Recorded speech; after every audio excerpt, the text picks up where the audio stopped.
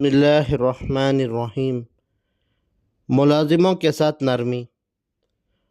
اس کے بعد حضور صلی اللہ علیہ وسلم نے ایک اور چیز کی طرف رغبت دلائی ہے کہ آقا لوگ اپنے ملازموں پر اس مہینے میں تخفیف رکھیں، اس لیے کہ آخر وہ بھی روزہ دار ہیں۔ کام کی زیادتی سے ان کو روزے میں دقت ہوگی، البتہ اگر کام زیادہ ہو تو اس میں مذائقہ نہیں کہ رمضان کے لیے ہنگامی ملازم ایک آدھا بڑھا لے، مگر جب ہی کہ ملازم روزہ دار بھی ہو، ورنہ اس کے لیے رمضان بے رمضان برابر۔ اور اس ظلم و بے غیرتی کا ذکر ہی کیا ہے کہ خود روزہ خور ہو کر بے حیا منہ سے روزہ دار ملازموں سے کام لیں، اور نماز روزے کی وجہ سے اگر تعمیل میں کچھ تساہل ہو تو برسنے لگیں، اور ان قریب ظالم لوگوں کو معلوم ہو جائے گا کہ وہ کیسی مصیبت کی جگہ لوٹ کر جائیں گے، مراد جہنم ہے۔ اس کے بعد نبی کریم صلی اللہ علیہ وسلم نے رمضان مبارک میں 4 چیزوں کی کثرت کا حکم فرمایا۔ اول کلمہ شہادت، حدیث میں اس کو افضل الذکر ارشاد فرمایا ہے۔ مشکات میں بروایت ابو سعید خدری رضی اللہ تعالیٰ عنہ نقل کیا ہے کہ حضرت موسیٰ علیہ نبینا علیہ السلام نے ایک مرتبہ اللہ جل شانہ کی بارگاہ میں عرض کیا کہ یا اللہ، تو مجھے کوئی ایسی دعا بتلا دے کہ اس کے ساتھ میں تجھے یاد کیا کروں اور دعا کیا کروں۔ وہاں سے لا الہ الا اللہ ارشاد ہوا۔ حضرت موسیٰ علیہ السلام نے عرض کیا کہ یہ کلمہ تو تیرے سارے ہی بندے کہتے ہیں، میں تو کوئی دعا یا ذکر مخصوص چاہتا ہوں۔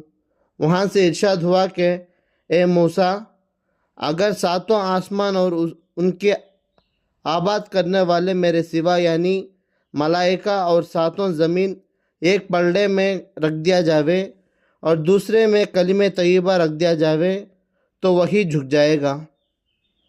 ایک حدیث میں وارد ہوا ہے کہ جو شخص اخلاص سے اس کلمے کو پڑھے، آسمان کے دروازے اس کے لیے فوراً کھل جاتے ہیں اور عرش تک پہنچنے میں کسی قسم کی روک نہیں ہوتی، بشرط یہ کہ کہنے والا کبائر سے بچے۔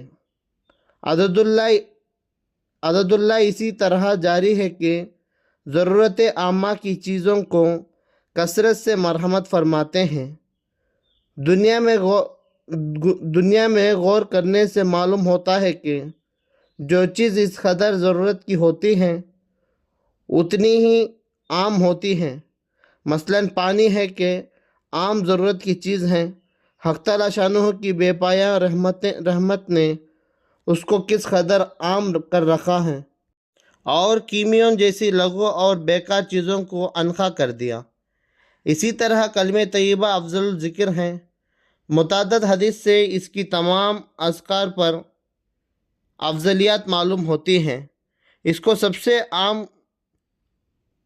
سے عام کر رکھا ہے کہ کوئی محروم نہ رہے، پھر بھی اگر کوئی محروم رہے تو اس کی بدبختی ہے۔ بالجملہ بہت سی حدیث اس کی فضیلت میں وارد ہوئی ہیں، جن کو اختصاراً تک کیا جاتا ہے۔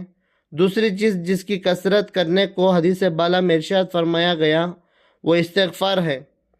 حدیث میں استغفار کی بھی بہت ہی فضیلت وارد ہوئی ہیں۔ ایک حدیث میں وارد ہوا ہے کہ جو شخص استغفار کی کثرت رکھتا ہے، حق تعالیٰ شانہ ہر تنگی میں اس کے لیے راستہ نکالتے ہیں اور ہر غم سے نجات نصیب فرماتے ہیں، اور ایسی طرح روزی عطا فرماتے ہیں کہ اس کو گمان بھی نہیں ہوتا۔ ایک حدیث میں آیا ہے کہ آدمی گنہگار تو ہوتا ہی ہے، بہترین گنہگار وہ ہیں جو توبہ کرتا ہے۔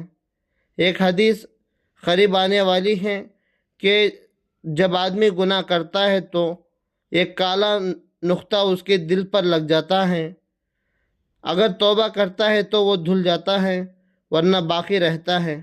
اس کے بعد حضور صلی اللہ علیہ وسلم نے دو چیز کے مانگنے کا امر فرمایا ہے جن کے بغیر چارہ ہی نہیں، جنت کا حصول اور دوزخ سے امن۔ اللہ اپنے فضل سے مجھے بھی مرحمت فرمائے اور تمہیں بھی۔ اللہ تعالیٰ کی ہوئی باتوں پر عمل کرنے کی توفیق عطا فرمائے۔ سبحان اللہ بحمدہ، سبحانک اللہم وبحمدک، ونشہد ان لا الہ الا انت، نستغفرک ونتوب الیک۔